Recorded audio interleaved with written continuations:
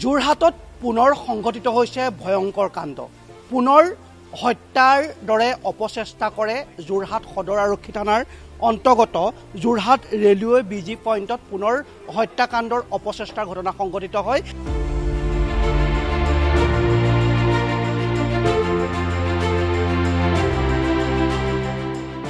অভিযোগ অনুসৰি অৰুণ ৰেগন নামৰ এগৰাকী ড্ৰাইভাৰে মৃদুল দাস নামৰ এজন ব্যক্তিক কেইবা ঘাপো ঘপিয়াই আৰু ঘপিওৱাৰ পিছত ইতিমধ্যে মৃদুল দাস গুৰুতৰভাৱে আহত হৈ জীৱন মৃত্যুৰ লগত যুঁজি আছে। যোৰহাট চিকিৎসা মহাবিদ্যালয়ত ভৰ্তি কৰোৱা হৈছে।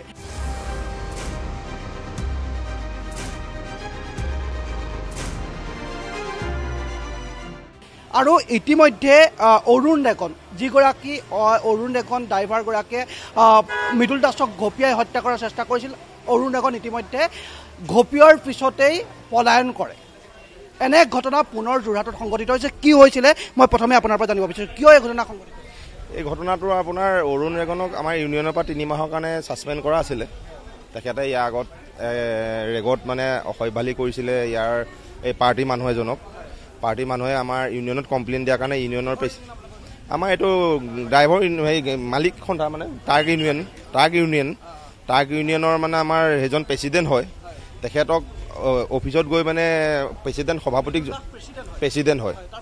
তেখেতক মানে জনায় পাৰ্টীয়ে জনায় যে মোক এনেকৈ ইয়াত মানে পানে মই ভাবুকি দিছে আৰু মোক বহুত বেয়া ব্যৱহাৰ কৰিছে, গতিকে আমি ইয়াত কেনেকৈ কাম কৰিম। তেতিয়া অৰুণ ৰেগনক মানে আপোনাৰ প্ৰেচিডেণ্টে মাতে অফিচলৈ, মাতি পিনে সোধপোছ কৰে। সোধপোছ কৰাৰ ফলত তাক মানে সি তেতিয়া মদু খাই আছিলে।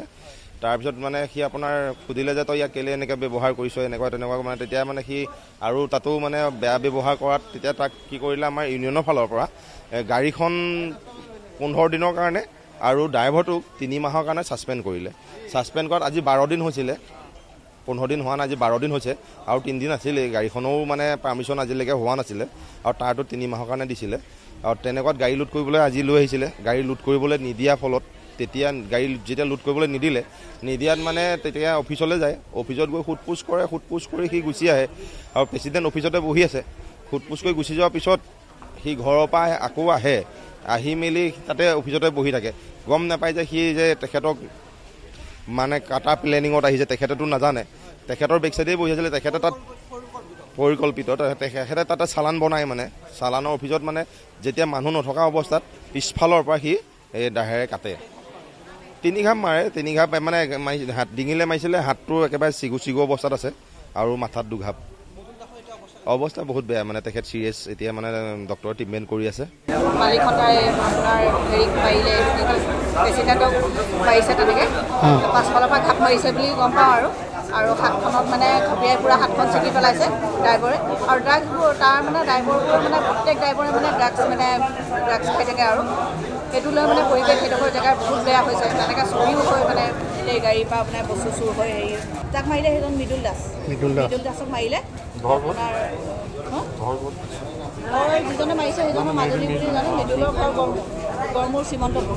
ট্ৰাক চলাই মৃদুল তেখেত মানে প্ৰেচিডেণ্ট হয়। আৰু এইজন যিজন চলাই মানে বেলেগৰ চলাই আছিলে, তেখেতে মানে 3 মাহৰ কাৰণে মানে কিবা মানে সি কিবা কৰিছিলে চাগে, সেইবোৰ ইমান নাজানো। 3 মাহৰ কাৰণে আঁতৰাই দিছিলে ইউনিয়নৰ পৰা। সেইটো লৈহে মানে কিবা হেৰি কৰি মাৰিলে। বহুত মানে চিৰিয়াছ। ড্ৰাগছটো আপোনাৰ অপেন মানে ড্ৰাগছ প্ৰত্যেকখন গাড়ী মানে বুলিয়ে ক'ব পাৰি। আমি তাত ময়ো তাত গাড়ী চলাওঁ, মোৰ নিজৰ গাড়ী মই নিজে চলাওঁ। আজি মোক কেতিয়াবা মই গুচি গ'লে মই কাকো গাড়ীখনত দি থৈ যাবলৈও ভয় লাগে যে গাড়ীখন তই চলা বুলি। তাত মানে ড্ৰাগছৰ মানে আপোনাৰ অপেন, নিজে কাকো ভয় নকৰে। মানে নাই পুলিচক ভয় কৰে, নাই মানে আমাৰ কোনোবা ইউনিয়নৰ মানুহক ভয় কৰে, নে কাৰোবাৰ নিজৰ গাড়ীৰ ভিতৰত সোমাব, নিজে ড্ৰাগছ ল'ব আৰু ড্ৰাগছ খাই মেলি আপোনাৰ মাতাল হৈ পিনে ঢেৰ মানে অভদ্ৰালি কৰে, বেয়া ব্যৱহাৰ কৰে। প্ৰশাসন আপোনাৰ আহে, প্ৰশাসনেতো ধৰিও লৈ যায়। প্ৰশাসন নাহে বুলি এনেই কৈ লাভ নাই। প্ৰশাসন আহে, প্ৰশাসনে ধৰি লৈ গৈ জেললৈ পঠায়। জেলৰ পৰা ওলাই আহি আকৌ ড্ৰাগছ খায়। এনেধৰণে যোৰহাটত পুনৰ এক ভয়ংকৰ হত্যাকাণ্ডৰ দৰে ঘটনা সংঘটিত হৈছে। হত্যাৰ অপচেষ্টা চলালে অৰুণ ৰেগন নামৰ এজন ড্ৰাইভাৰে মৃদুল দাস ইতিমধ্যে যোৰহাট চিকিৎসা মহাবিদ্যালয়ত জীৱন মৃত্যুৰ লগত যুঁজি আছে। ঘটনাটো একেবাৰে সৰু আছিল। অৰুণ ৰেগন নামৰ এই ড্ৰাইভাৰজনক তেওঁৰ সেই এছ'চিয়েশ্যন তেওঁলোকৰ ট্ৰাক এছ'চিয়েশ্যনৰ ৰেলৱে ট্ৰাক এছ'চিয়েশ্যনত কাম কৰিছিলে আৰু কিবা তেওঁ বেয়া কাম কৰাৰ বাবে 3 মাহ নিলম্বন কৰি ৰাখিছিল আৰু 3 মাহ নিলম্বন কৰাৰ তেওঁ 3 মাহ নাথাকিলে 12টা দিনৰ ভিতৰত তেওঁ সেই স্থানত উপস্থিত হ'ল আৰু তেওঁক গাড়ীত বস্তু লুট কৰিবৰ কাৰণে দিয়া নাছিলে আৰু সেইটোৱে আছিলে মৃদুল দাসৰ দুখ আৰু সেইবাবেই তেওঁলোকৰ ট্ৰাক এছ'চিয়েশ্যনৰ সভাপতি প্ৰেছিডেণ্ট মৃদুল দাসক ঘপিয়াই অপচেষ্টা কৰে আৰু ঘপিয়াই হত্যা কৰাৰ অপচেষ্টা কৰে আৰু ইতিমধ্যে ঘপিয়াই অৰুণ ৰেগন ইতিমধ্যে পলায়ন কৰিছে শেহতীয়াকৈ যদি আমি যোৰহাটৰ পৰিৱেশ পৰিস্থিতি চাওঁ যোৰহাটত কিন্তু অপৰাধৰ হাৰ যথেষ্ট বৃদ্ধি পাবলৈ ধৰিছে বাৰে বাৰে আমি অনিচ্ছা সত্ত্বেও দায়িত্বৰ ক্ষেত্ৰত এনে বাতৰি কৰিবলগীয়া হয় দুৰ্ভাগ্যজনক বাতৰিসমূহ কৰিব লগা হয় প্ৰতিদিনে হত্যা হিংসা চুৰ ডকাইত এনেবোৰ বাতৰিয়ে এতিয়া শিৰোনাম দখল কৰিছে যোৰহাটক আগতে শান্তিৰ জোৰণি ঠাই বুলি কোৱা হয় কিন্তু বৰ্তমান যোৰহাট একাংশৰ বাবে সমগ্ৰ ৰাজ্যৰ আগত লজ্জানত হ'বলগীয়া হৈছে ইটোৰ পিছত সিটো হত্যাকাণ্ড সংঘটিত হৈছে আৰু যি স্থানত হত্যাকাণ্ড সংঘটিত হৈছে সেই স্থান যোৰহাট সদৰ আৰক্ষী থানাৰ পৰা বৰ নিলগত নহয় 1 বা 1.5 কিলোমিটাৰ নিলগত আৰু তেওঁলোকে অভিযোগ কৰিছে সেই স্থানত মুকলিকৈ ড্ৰাগছৰ বেহা চলে যোৰহাটত এই যে ভয়াৱহ ঘটনা সংঘটিত হৈছে বাৰে বাৰে এই ঘটনাৰ কিন্তু প্ৰতিটো কাৰণ যদি আপোনালোকে মন কৰে এটা ড্ৰাগছৰ কাৰণ হিচাপে অভিহিত হয় সেই স্থানত ড্ৰাগছৰ বেহা চলে বুলি স্থানীয় লোকে অভিযোগ কৰিছে কিন্তু প্ৰশাসনে যায় তেওঁলোকক লৈ আহে এৰি দিয়ে তাৰপিছত পুনৰ সেই ড্ৰাগছৰ বেহা চলি থাকে যোৰহাট আৰক্ষীয়ে এই পৰিৱেশবোৰ শান্ত কৰিবৰ বাবে কি ব্যৱস্থা গ্ৰহণ কৰিব এতিয়া যোৰহাটৰ ৰাইজৰ বৃহৎ প্ৰশ্ন কাৰণ প্ৰতিদিনেই মই পুনৰ কৈছোঁ অপৰাধৰ হাৰ যথেষ্ট বৃদ্ধি পাইছে কোনোবা যদি অভিযুক্ত পলায়ন কৰে সেই পলায়নৰ ক'ত আছে তাৰ সংসূত্ৰ যোৰহাটে উলিয়াব নোৱাৰে আৰক্ষীয়ে উলিয়াব নোৱাৰে এতিয়া যে পলায়ন কৰিলে এই অভিযুক্তজন ইতিমধ্যে এজন মৃদুল দাসক ঘপিয়াই এই ড্ৰাইভাৰ অৰুণ ৰেগন যে পলায়ন কৰিলে অৰুণ ৰেগন যোৰহাট আৰক্ষী এই অৰুণ ৰেগনক কৰায়ত্ব কৰিব পাৰিবনে যোৰহাটৰ ৰাইজৰ সন্দেহ আছে কাৰণ যোৰহাট আৰক্ষীয়ে শেহতীয়াকৈ সংঘটিত হোৱা হানি ট্ৰেপিং ব্লেকমেইলিঙৰ ঘটনাই হওক বা মাৰপিটৰ ঘটনাৰ সংঘটিত কৰা বহু 3-4 জনক যোৰহাট আৰক্ষী পলায়ন কৰা ক'ত আছে তেওঁলোকক ধৰিব পৰা নাই বাৰে বাৰে এনে ঘটনা সংঘটিত হৈছে হত্যাকাণ্ডৰ দৰে ঘটনা সংঘটিত হৈছে এতিয়া যোৰহাটৰ আৰক্ষীয়ে মৃদুল দাসৰ পৰিয়ালক কেনেধৰণে ন্যায় দিয়ে তাৰ বাবে ৰাইজে আশাৰে বাট চোৱা দেখিবলৈ পোৱা গৈছে কিন্তু মৃদুল দাস এতিয়া জীৱন মৃত্যুৰ লগত যুঁজি আছে হত্যাৰ দৰে অপচেষ্টা কৰিছিলে ডাইৰেক্ট ঘপিয়াই অপচেষ্টা কৰিছিলে গতিকে যোৰহাট আৰক্ষীয়ে যোৰহাটৰ পৰা অপৰাধৰ